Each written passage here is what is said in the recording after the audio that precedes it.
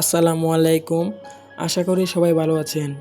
আপনি যদি নতুন ফোন কিনে থাকেন তাহলে যে কোনো অ্যাপ ডাউনলোড করার জন্য একটা জিমেল অ্যাকাউন্ট দরকার হয়।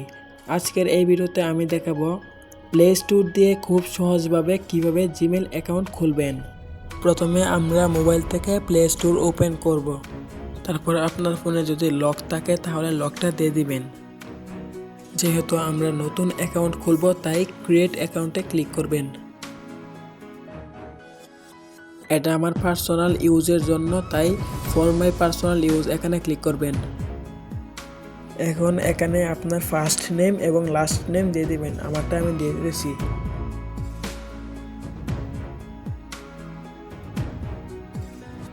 এখন নেক্সটে ক্লিক করবেন।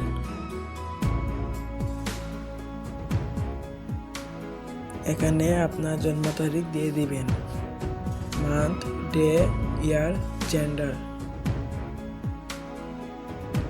আপনি যদি ছেলে হয়ে থাকেন তাহলে মেল দিবেন, আর যদি মেয়ে হয়ে থাকেন তাহলে ফিমেল দিবেন। এবার নেক্সটে ক্লিক করবেন। এখানে আপনার নাম এবং সংখ্যা মিলিয়ে একটি জিমেল তৈরি করবেন। এবার নেক্সটে ক্লিক করবেন। যদি এটা না নেই তাহলে এর সাথে কয়েকটা সংখ্যা অ্যাড করবেন। এখানে একটি স্ট্রং পাসওয়ার্ড দিবেন, ক্যাপিটাল লেটার, স্মল লেটার এবং সংখ্যা মিলিয়ে দিবেন।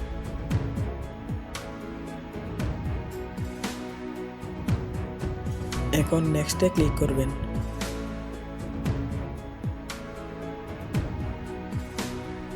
আবারও নেক্সটে ক্লিক করবেন।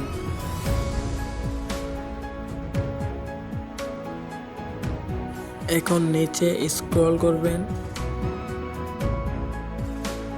এখানে আই এগ্রিতে ক্লিক করে দিবেন।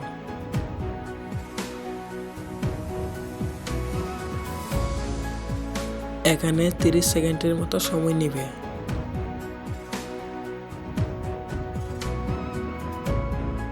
অ্যাকাউন্ট খোলা হয়ে গেছে।